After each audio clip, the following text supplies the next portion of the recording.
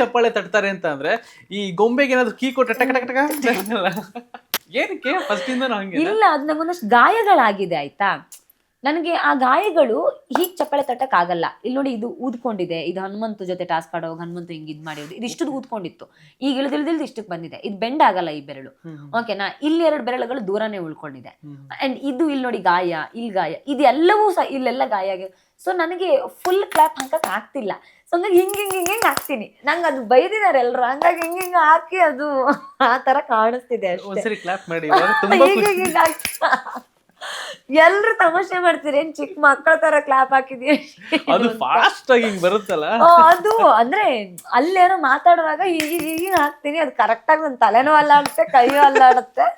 ಅದು ಅಯ್ಯೋ ರಾಮ, ಚಿಕ್ಕ ಮಕ್ಕಳ ತರ. ನನಗೆ ಇದು ವಿಡಿಯೋ ತೋರಿಸ್ದಾಗ ಸುದೀಪ್ ಸರ್, ಯಪ್ಪ ಅದು ಹಿಂಗ್ ಕಾಣಿಸ್ತಿದ್ದೆ, ನೆನೆಸ್ಕೊಂಡ್ರೆ ನಗು ಬರುತ್ತೆ.